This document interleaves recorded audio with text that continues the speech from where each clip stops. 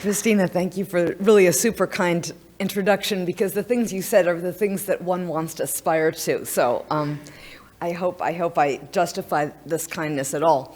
I'm extremely grateful to the organizers also for including me in this meeting, because we're really interested in the problem of development and how the genomic program changes as cells basically change their identity. And my own lab works on the T-cell development pathway, which is unusually good, even if you don't care about the immune system, as one of the best systems in mammals, where you can actually take out, with great confidence, prospectively defined progenitors and track them step by step by step by step through an ordered series of changes in gene expression and changes in developmental potential. And so today I hope to tie this into the genomic context and epigenomic context to see what we've been able to learn about the rules through which regulatory factors actually guide this process. So one point that I think has come up before, but I'd like to just emphasize it again, is that hematopoietic cell fate programming is defined by the stable expression, establishing stable combinations of transcription factor co-expression, and these transcription factors work in teams. Individual factors in the system are very potent in affecting cell fate, and they're very necessary if you take them out, but there are no master regulators in the sense of a one-to-one mapping of transcription factor to fate. And I'll illustrate that dramatically in the next slide. There is a lot of famous transcription factor cross-regulation. I think many of you are very aware of the famous GATA1, PU1 mutual repression paradigm. These are clear examples, but what the simplicity of these models leave out is that the actual biology makes these cross-regulatory interactions very conditional. And so a lot of the richness of hematopoietic cell types emerges from the fact that these mutual inhibitions can either be activated or not activated, depending on the presence of other factors. And this is an example of how the transcription factor activity and linkages in the system is very context dependent. I won't really have time to go into this in depth, but I'll allude to it as I go through. Now, this diagram is my attempt to try to characterize a simple version of what I mean by the overlapping specification, the overlapping use of the same transcription factors in distinctive combinations to specify different cell types. And I'm really only including a very small number of transcription factors here: GATA factors, PU1, CBP factors, E proteins, and then this one exception of B cells, which has its own special factors. All of these factors are not just expressed in these cell types that I've defined by the perimeters of their patterns. These are cell types that depend on them for their development. They are not generated without these factors, so they're not trivial. And yet you can see that the same PU1, which is used in dendritic cells, is also used in macrophages and neutrophils. It's also used in B cells. It's also used in pro-T cells, despite the fact, and it's also very importantly used in mast cells, despite the fact that mast cells share with erythrocytes and megakaryocytes a need for GATA family factors, which absolutely antagonize PU1 in these contexts, not obviously here. The T cells share with B cells their overlapping use of PU1 at the early stage but not late, the E protein use all the time, but they also share with the erythroid and megakaryocytic and mast cells the use of GATA factors, which absolutely exclude B cell potential. And so I think what you can see is that this is a combinatorial process with very variable rules for what is and is not allowed. And we have to view each of these cell types then not as the output of a mechanical set of transcription factor relationships, but rather the fact that many different combinations are available for the picking to specify different cell types. So the T-cell fate emerges as one of a cluster of fates from common progenitors with B cells and with a group of cells that I'll come back to at the end that include NK cells. These are called innate lymphocytes. And both the B cell and the T cell pathways are very well established by work that's been done in many, many labs over the last few years. But one of the things I'd like to emphasize to you is that the initial precursor of the B cells and T cells also has myeloid and dendritic cell potential, and that the ability of these progenitors even though you purify them, and you can show this at a single cell level, even though they make progress forward through any one of these individual pathways, there's a critical period of time through which they can still, under changed circumstances, switch and convert to a different pathway. And I'll make a little comment about this with respect to the really shockingly prolonged ability of T lineage cells to get into the myeloid and dendritic cell pathway. These are not even lymphoid fates. And so we're going to come back to this, but this is just to introduce that basically the T cell development is what occurs in the thymus. These other fates occur in the bone marrow for the most part, and I won't be showing you a lot of flow cytometry, but we'll be referring to these ETP or DN1, DN2A, DN2B, and so forth cells along the way. Just be aware that there is this interconnection of heredity and this continued period that I think Amos was referring to as a hypothetical before. We can demonstrate it very clearly at a single cell level that these cells remain indeterminate in their commitment for a while. Now, the decision to become a T cell is made under the influence of environmental signaling through the Notch pathway in the thymus. That's what makes the thymus special, a very strong presentation of Notch ligands. But the actual commitment, the irreversible point of no return for becoming a T cell, doesn't occur to this stage, the DN2A to DN2B transition, which is probably on the order of 10 cell generations after they began to be exposed to Notch signaling in the thymus. So there's quite a lot of T cell development that goes on before the cells become committed, and the commitment itself occurs before they acquire the T cell receptor gene rearrangements that give them their recognition specificity. So what we're going to try to understand then is really what drives the cells forward and what causes them to lose access to alternative potentials. Now, most T cell identity genes are also sharply upregulated during this process. This graph is my attempt to stack a lot of gene expression data in a way that is hopefully a little bit readable. The successive stages go from cool color to warm color bars, and the commitment transition is right in here between light blue and yellow. And you'll see that with the exception of a very small group of genes, all of the genes that are involved in T cell signaling potency and activity are really upregulated significantly between this pre-commitment and post-commitment stage, although some of them start earlier. So there are obviously positive drivers of the T cell gene expression program that are activated during this period or available to the cells during this period. What are these positive regulatory drivers and what resistance are they pushing against? Why is commitment so slow? And we have some very powerful tools to dissect these. For one thing, there is an exhaustive amount of flow cytometric data that allows you to separate out cells of different stages, although I would agree that it is constantly capable of being refined. But it's very powerful at predicting the developmental potential status of any individual cell that you sort out. We have genome-wide data on RNA expression and epigenetic marking changes across this entire process, although that's at the population level still. For the most part, it's very useful and very robust.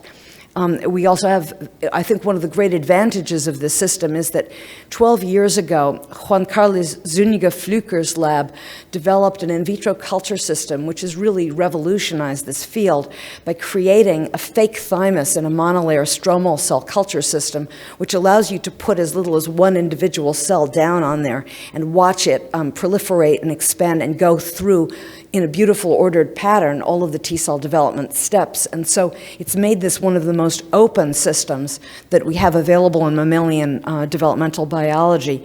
And it's accessible and it can be interrupted so that we can perturb the cells by loss and gain of function manipulations.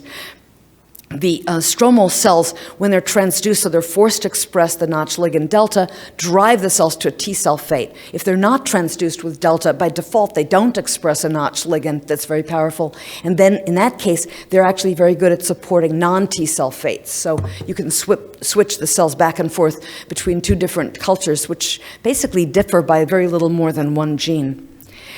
Now, what we know about this system is that it is complex. And it's complex not only in terms of the number of regulatory genes that are in play, but also the number of distinct transitions in their expression that the process involves. This is a kind of a a simplification and a summary of the patterns of some of the genes that we think are very important indicators and participants in these processes.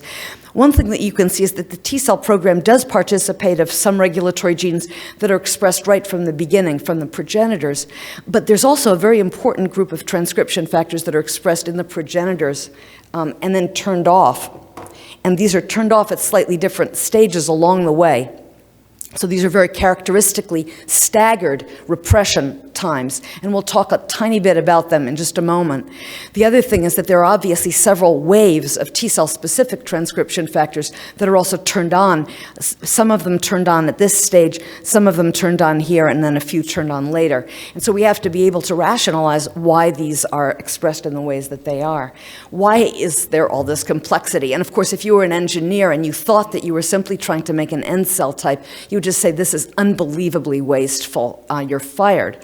The body has somehow not taken this choice, so we have to ask why.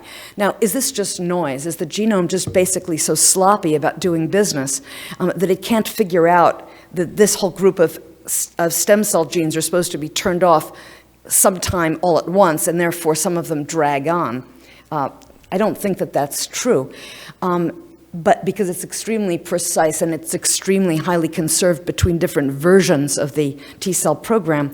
So we have to consider some other possibilities. One is this actually the outcome of several competing regulatory processes going on in the cells at one time? And in particular, are there interlocking but distinct developmental subcircuits that have to be coordinated with each other but are actually working in slightly offset ways?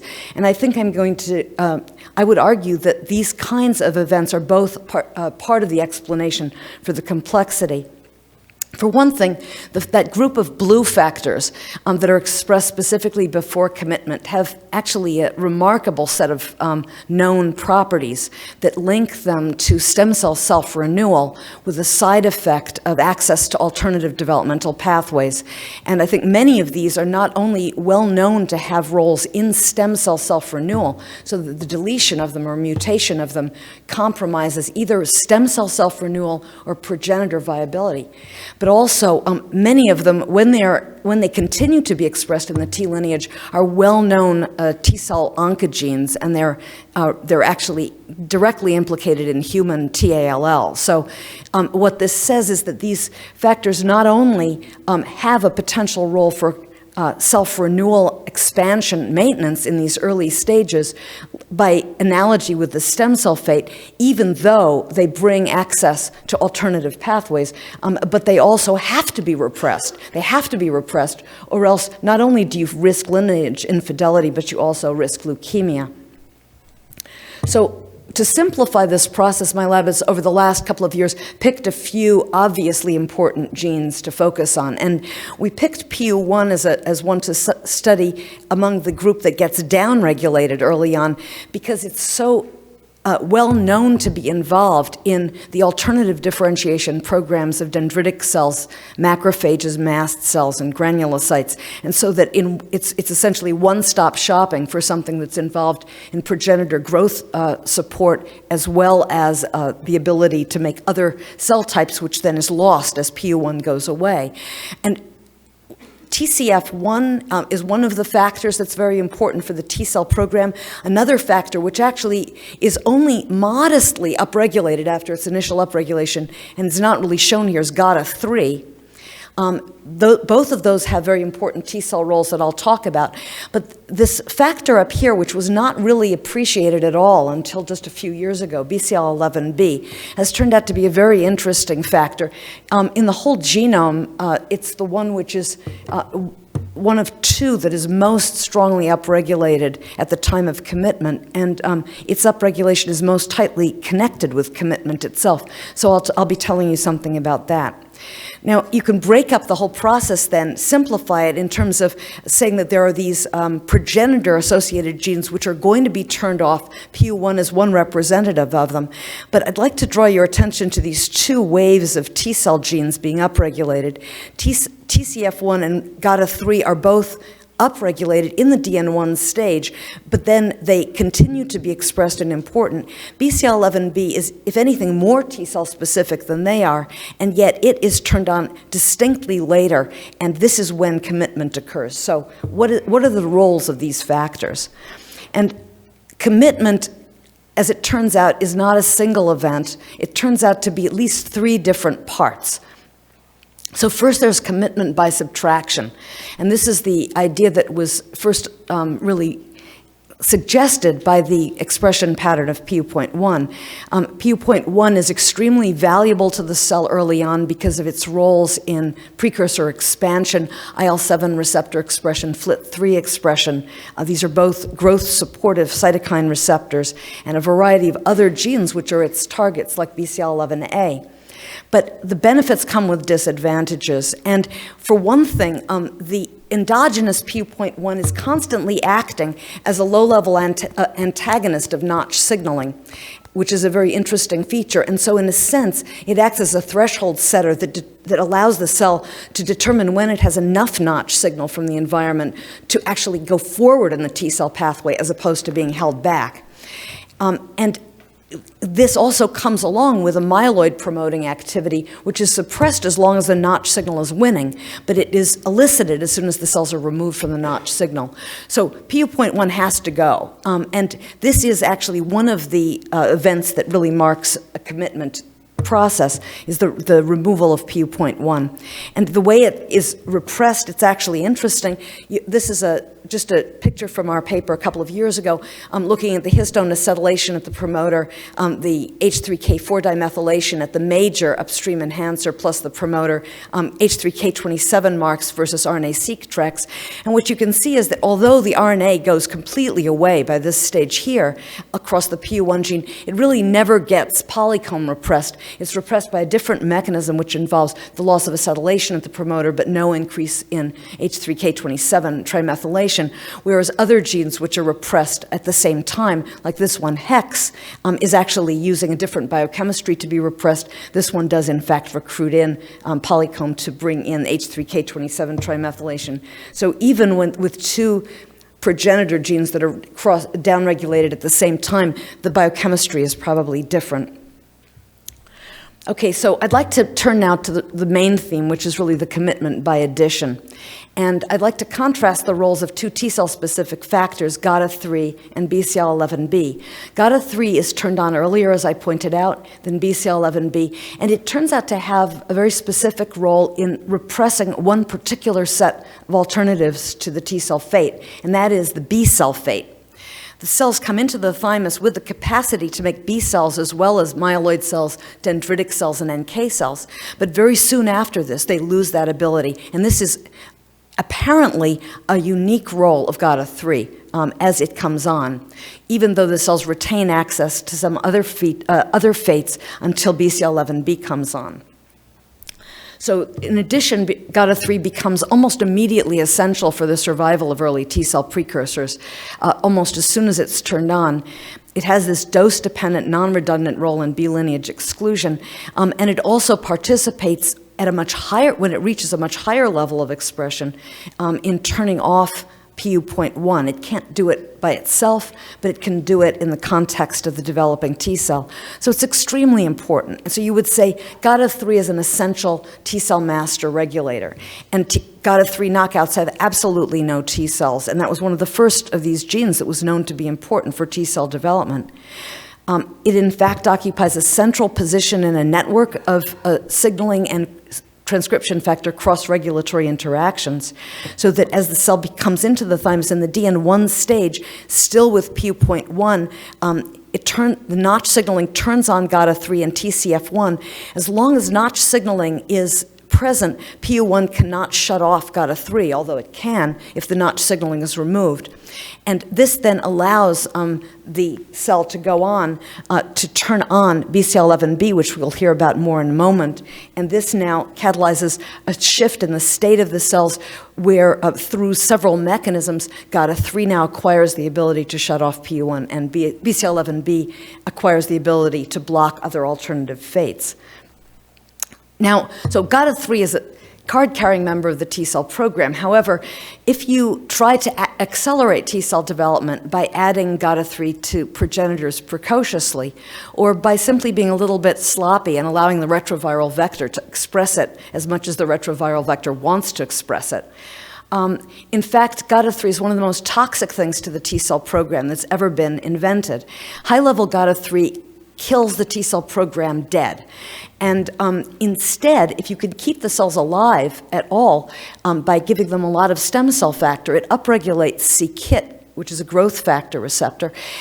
It squelches PU1 expression along with other things. But now, you see, this is GATA3's power. It actually redirects the cells. It makes them intolerant of Notch signaling. So they now survive better without Notch signaling. And now they go off and become mast cells. And this is a non-lymphoid fate. Presumably GATA3 is phenocopying what would be more commonly a role of GATA2, although GATA3 is also used in mast cells in chickens.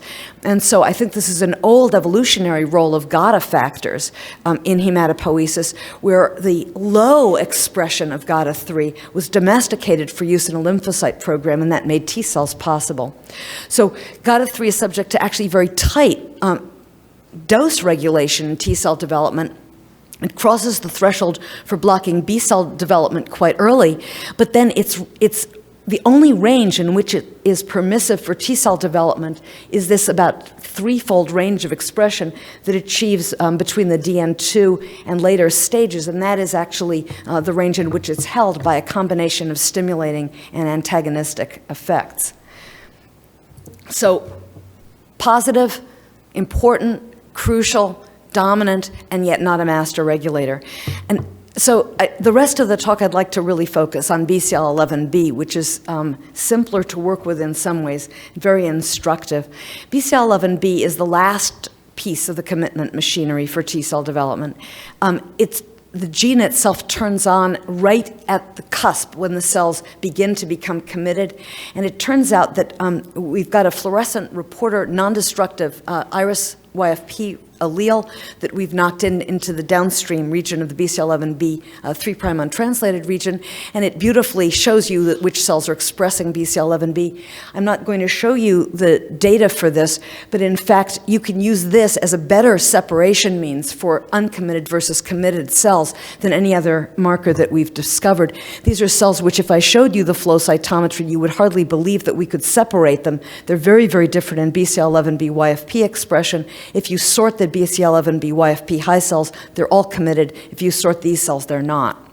So it's very important for commitment. And lineage-specific loss of BCL11B function causes commitment defects. The cells not only can become other things, but they also fail to turn off the stem and progenitor cell program. Interestingly, you could think of BCL11B then as a repressor of stem cell genes and alternative lineage genes. However, it seems to be able to work in that sense in a hit-and-run kind of context, as I'll show you in just a moment. Because if you take BCL11B away after the commitment process is complete, after all those progenitor genes are already off, they cannot go back on again. So the ability of BCL11B to catalyze the cell's progression through the commitment process is part of its role. It has other roles that I'll come to at the very end. Now, what regulates BCL11B? I just want to bring you up to date with this because we have this series of T-cell regulatory genes that are all expressed in a Notch-dependent way, but BCL11B is coming on several cell cycles after GATA3 and TCF1. And one of the problems is, of course, as with any good transcriptional regulatory gene, the sequences around the promoter don't drive expression at all. So you have to look elsewhere for accounting for the regulatory system.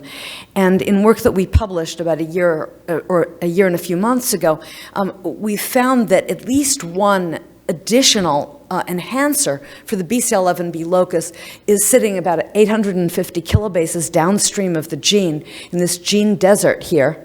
a very conserved and a very strongly histone-marked site, which has a distinctive removal of repression marks just as the gene is turned on. And you can't see it very well at this very zoomed-out scale, but this is when the gene comes on between this stage and this one.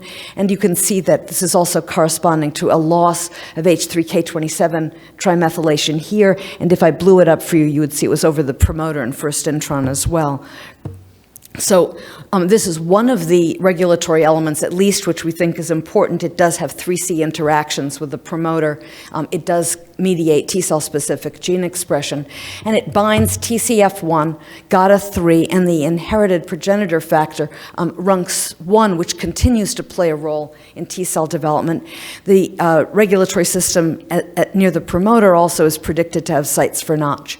But how do we actually understand how combinatoriality is working here? And the paradox is that all of these inputs that I just mentioned are really available to the cells multiple cell cycles earlier than when this gene actually goes on. And what we've discovered by actually trying to track this process through some single cell imaging experiments is that combinatoriality of inputs from these factors does not mean equivalence.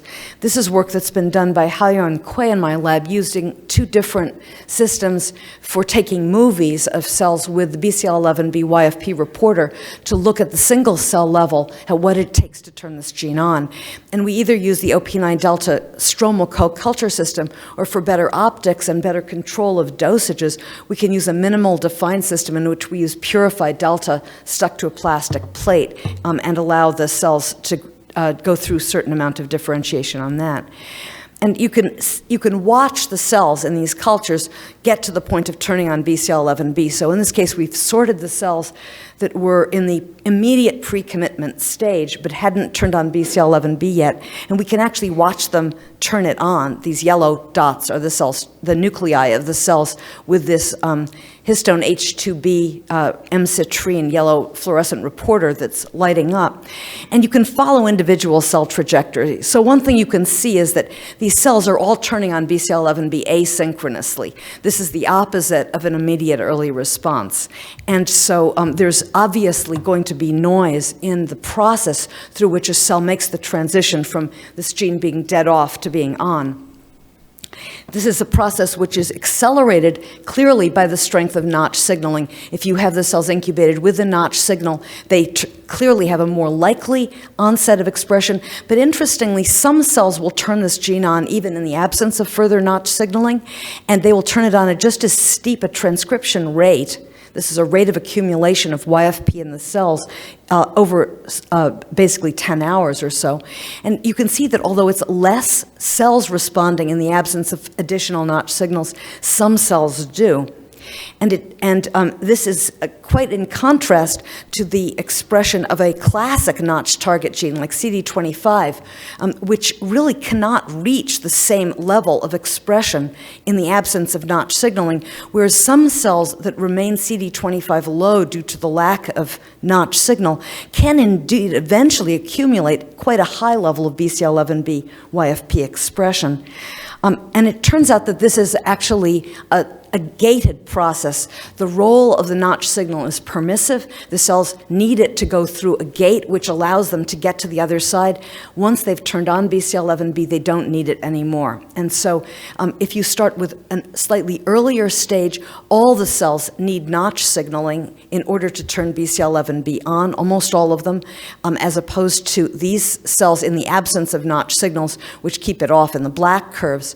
Whereas if you take the cells just one step later, you find that even in the absence of Notch signals, half the cells can turn on BCL11B. So half of them have already received the priming signal beforehand, and they don't need any more, even though they do so much better if the Notch signal is around. Okay, so that's what Notch is doing. It's not acting as a continuous valued regulator for this gene. It's acting as a permissivity gate for the opening of this locus. On the other hand, RUNX1, which is not the temporally restricted factor, but it's the one that was there all along, it now steps in through this opening of the gene and becomes a major dosage-dependent regulator, where if you knock down RUNX with a RUNX dominant negative or shRNA, you reduce the amplitude of BCL11B expression. It's a well-behaved thing. If you add RUNX, you get more.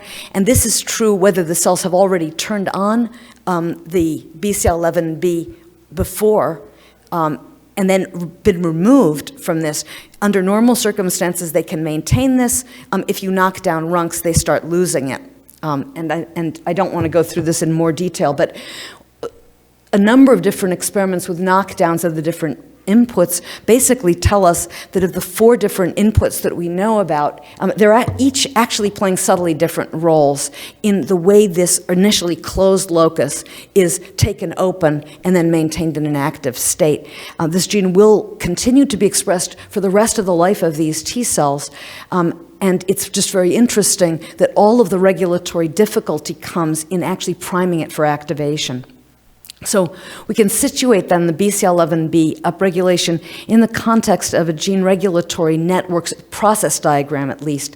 And this is taking the cells which start out with a considerable amount of these progenitor transcription factors. Here, when notch signaling activates TCF and GATA3, you can now establish basically a positive autoregulatory feedback circuit. This also now gets input from the E protein group, and it begins to allow these genes to turn off more and more members of this progenitor gene set.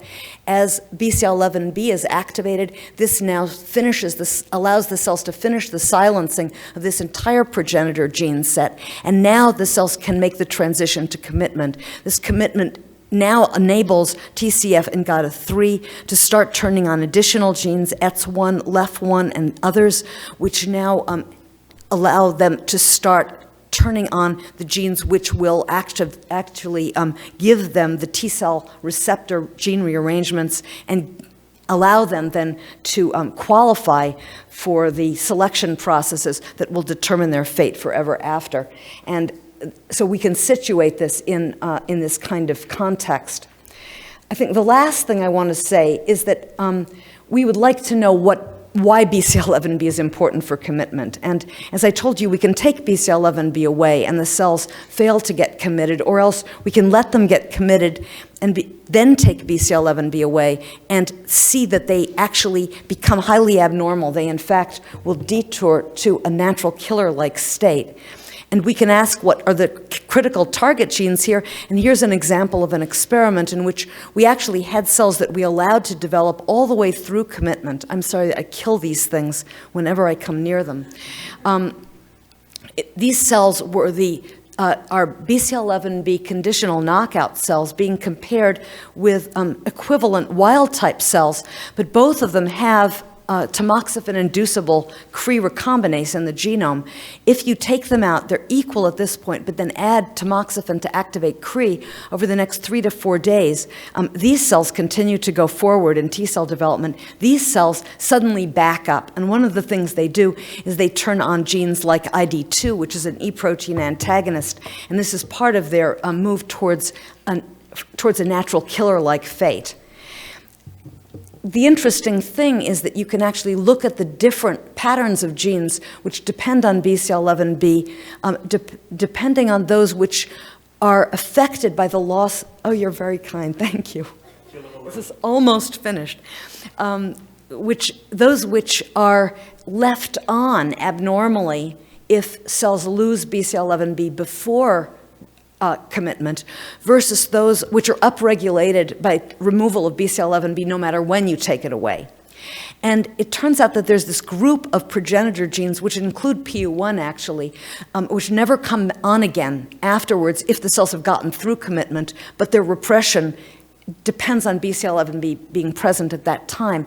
However, this group of genes, the ones that come back on again, no matter when BCL11B is repressed, are a very interesting group of genes.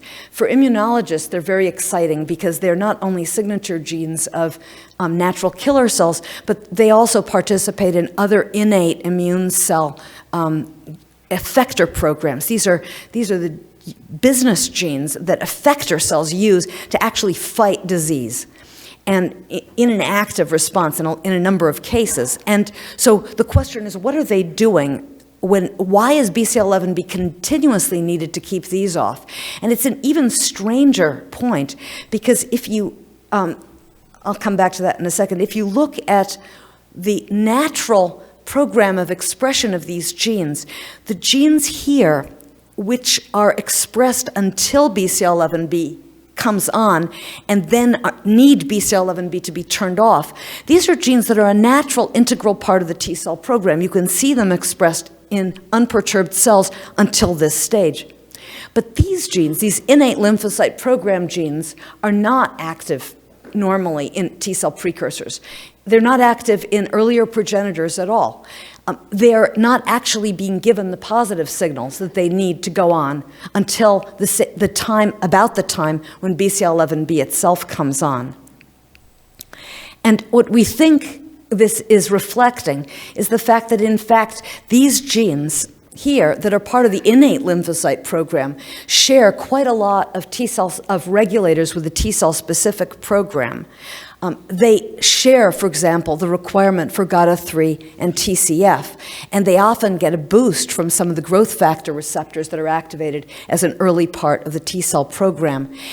The reason these genes aren't on before then is because simply their positive regulatory requirements aren't met until the T cell program activates these genes. Now, these genes continue to be expressed when BCL11B comes on, or if you take BCL11B away.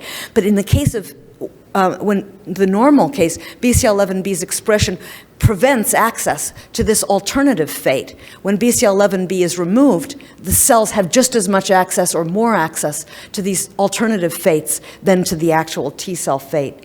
So I think the final thing I'd like to leave you with then is that this comes back to the interrelatedness of these different lymphocyte programs.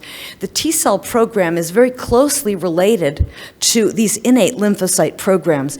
Traditionally, people classify T cells close to B cells because both of them have a very salient, unique characteristic, which is this somatically mutating mechanism for establishing diverse recognition receptors. And T and B cells are unique in having this. However, this is not really a global classifier that really tells you about regulatory program relatedness, because in terms of regulatory program, T cells and these innate cells are almost identical. The only thing that's been broken out is the ability to rearrange T cell receptor genes. And what we think is that BCL11B is actually the factor which protects T cell fate and really defines the boundary between these cells at a regulatory level, allowing the T cell receptor gene rearrangement and so forth, and this very highly regulated pattern of quiescence and activation that makes T cells work for us. We think that that depends on BCL11B. So I'd like to just finish by saying I think that the T cell program is more than an ordered activation of multiple genes by a master regulator. Yes, T cell genes are activated. Yes, TCR expression has the groundwork laid for it, but also the existence of that initial progenitor-associated gene program, I believe, is part of balancing the need to generate many pro-T cells that are going to be needed as in order to create a large enough population to survive T cell specific selection and still serve the body. I think that this creates then a problem of dealing with a legacy of multipotentiality, which then uses a lot of regulatory machinery to be controlled and excluded. And then the side effect of the T cell program that allows the cells to acquire new developmental options as T cell factors turns on now requires another regulator, BCL11B, in order to control it. And the take-home message is that the system uses the fuzzy logic as opportunities for functional plasticity and as evolution fodder, really for creating variant cell types that have highly, highly specialized and highly adaptable roles in the hematopoietic system. So a lot of the work that I told you about today was really the work of several postdocs in the lab. Mary Yui is the person in our lab who really laid the groundwork for all of this by fine scale defining the commitment checkpoint. Jingli Zhang, in collaboration with Barbara Wold's lab, did an enormous amount of work to put us on a transcriptomic and epigenomic footing so that we could look at these regulatory events molecularly. Long Li did a lot of the work on BCL11B, and Haoyuan Kuei is the person who's actually turning this into single-cell systems biology in a dynamic context by the reporter assays of live imaging of these regulatory changes. And we have wonderful collaborators. I'd like to point out Erica Manesso, who's here. I didn't have a chance to talk about our modeling with her. We owe many people great gratitude for reagents, mice, and wonderful conversations and expertise. Thanks very much.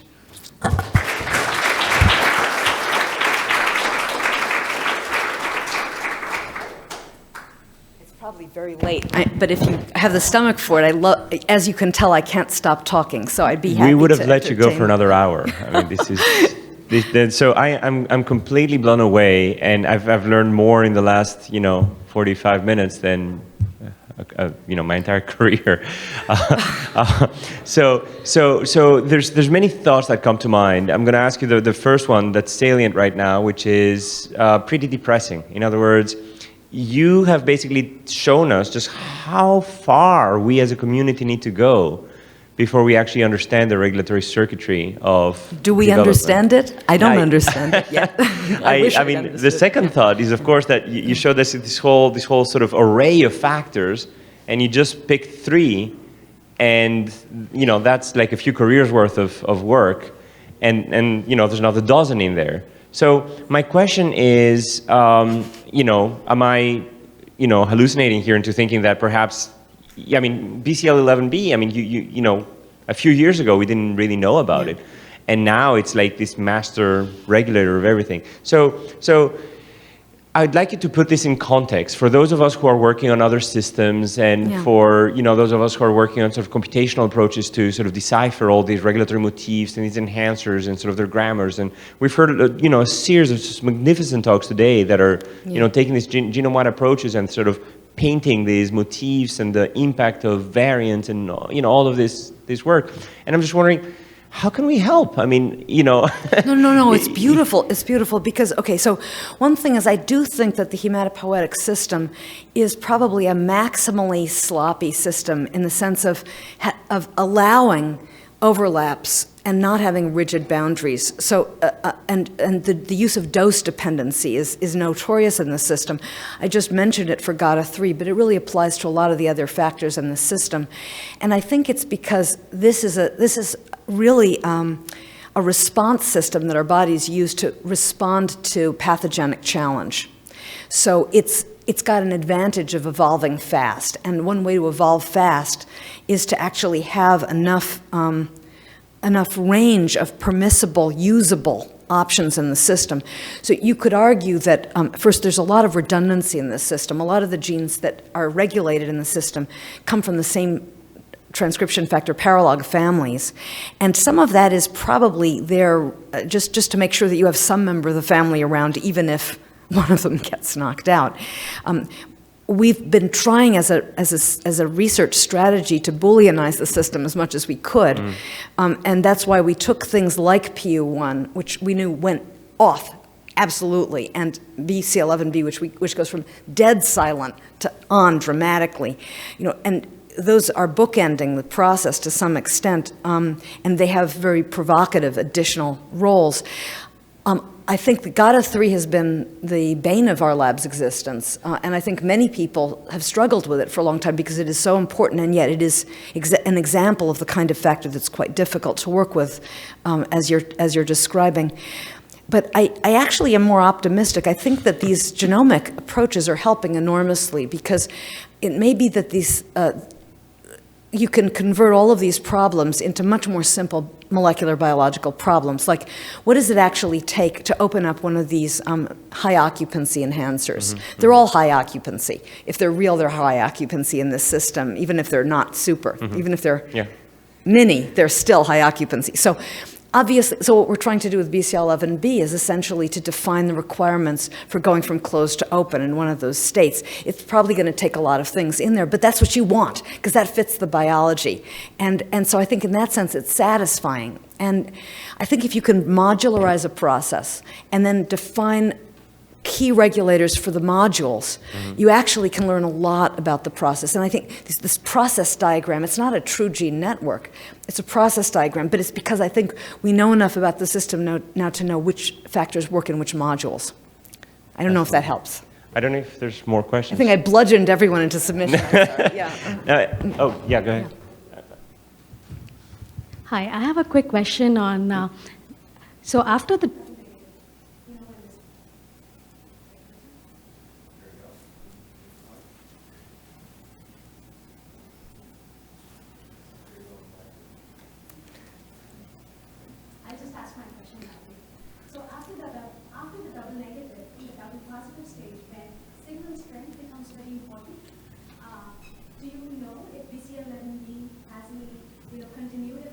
Absolutely. Yeah, and it begins to be very important for viability. I skipped over that slide because I was already going so long, but it becomes extremely important for viability, and it's important for maintaining stable, non-toxic quiescence. And because the T-cell role in the immune system is basically be quiescent until you have a really good reason to be activated. And I think this is where some of the restraint functions of BCL11B are probably locked in with viability programs. We don't totally understand that yet, but we'd like to. Yeah. That was an excellent talk. It blew me away. Thank you. I agree with Manolis. I mean, that's just such an excellent illustration of all the types of things that we do, but I've never seen it all synthesized in such an amazing way. Is there a paper or a reference or something that would sort of pull this all together so that I could go back and actually absorb it all? It was, I mean, amazing. Yeah, well, actually, it's been kind of embarrassing because in the last 12 months, there's this convergence of invitations to write review articles. And I've been trying to write all the different, sort of tile my way across this problem, all my thoughts on it in a bunch of different reviews, so you can actually find them. It's not that hard, and I'm actually running out of thoughts that I haven't written into a review yet. So I hope, please don't anyone ask me. Thank you. I had a similar impression to, I think, Manolis and Lonnie, in that your talk shows us what we can't do, as a community, that many of us are interested in predictive models of gene regulation. Many of us study genomics, and we think we know what we're talking about. But the level of resolution and the quantitative nature of what you are showing, none of us can predict. So, I would say we're not there. So how do we move forward? What data? What should we? Or conceptually, how should we be changing what we're doing? Well, I'm not as negative about it as that. Look, I think the ability to identify cis-regulatory sites is huge. And the ability to identify enhancers, and we never had this from mammalian systems before. People were creeping out, cloning, they thought they were looking at far regulatory elements. They were 10 kilobases upstream of the promoter. The ability to look at this now is fantastic. We still don't understand all the logic that's involved in multi-enhancer looping to a promoter, but we're in so much better shape for actually coming up with true explanatory power. And I would just say do perturbations. Find a system in which you can do perturbations, because we have tools for looking at what the perturbation did and controls for that people 10 years ago couldn't even dream of. So I think we're in a very powerful position as long as we try to take the system and see what, not just simply come up with a description, which gives us a very good sort of prediction of relationships, but then get a way of getting in there and messing it up. And I think we have, this is an exciting time for finding those tools at both the trans and the cis level. So that's what I would say. Okay, thank you. It was very humbling, as everybody's saying. I think that I wanted to share a comment and see whether this ties a little bit with the last people who asked questions somehow had the feeling of, is that we tend to infer networks and try to find the regulatory circuits very statically. So if you take one stage and you look at the regulatory network, you will hardly understand that these circuits, after a perturbation or a signal, downregulate one transcription factor, upregulate the other, and comes to another set of circuit that suddenly was latently there, but wasn't there when you looked statically. So I think that one way to think about how to proceed for us is to put the temporal dynamics into it. Absolutely. Absolutely. I couldn't agree with you more. It's sometimes challenging because we don't always have great developmental systems. And, you know, the brain is such a fabulous thing, but we don't really yet, I mean, someone can tell me if I'm wrong, I don't believe we have an explant culture system in which we can actually track a precursor through the neuronal differentiation that's implied by what we just heard before my talk. So, you know, but if you had a system like that, you could do exactly what you're saying, and it would be unbelievably powerful. So I apologize for sort of breaking tradition here and having a second question, but I can't help but sort of ask for a completely different aspect, which is the perturbations of that system through genetic variation, through disease, through selection, and sort of the whole history of human population adaptation, not just, you know, mammalian evolution itself, which is showed sort of has reshaped the system, but also in my own work, as we start looking at these disease variants and where they're sitting and what enhancers they're active in, no matter where we look, the immune system is like popping up over and over and over again. Yeah. So immune enhancers have very weird allele frequencies. They've been shaped by selection in all kinds of very weird ways, and they seem to be involved in so many different processes. So, I mean, I have a very naive view of this in terms of, you know, maybe it's not just immune cells that are using these enhancers. Maybe they're playing all kinds of sort of lineage commitment roles in other places. So I'm just wondering if you go beyond the self-fate specification of B cells and T cells to this vast repertoire of immune enhancers, what's your view about sort of the relationship of this immune system with all these other organs? Well, I think, again, the immune system is meant to be transcriptionally dynamic, and it's one of the systems where really transcriptional regulation is going to dictate success and transcriptional regulation coordinated from many different cell types. So there are many ways you can either compensate for a defect and so have protective alleles which cancel out a defect, or there are ways that you can break something that's really important. So it's got to be transcriptionally regulated, and I think, so that's that association with disease and with regulatory sequence variants is very satisfying, but it also makes good biological sense. Yeah. I don't think that we really as a field know systematically enough yet. I want more genomicists actually to come into this field. I think it's a gold mine because we don't really even know whether the same enhancers are used for these genes at different, whether in development versus in peripheral effector function. And many of the same transcription factors like GATA3 are repurposed again and again and again to do different developmental jobs and then different effector regulation jobs. So it could be a way to find a few factors that you can use as almost as good as MyOD, really, as a lens through which you can just look at a huge amount of genomic biology.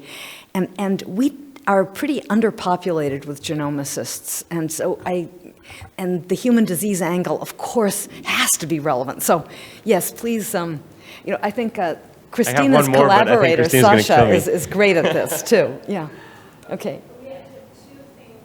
Okay, thank you so much, and thanks for the amazing discussion.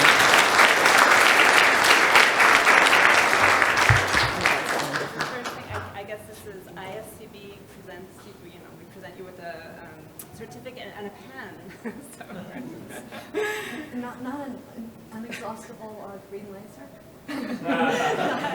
that next time. Thanks so much. Thank you so much. This is okay.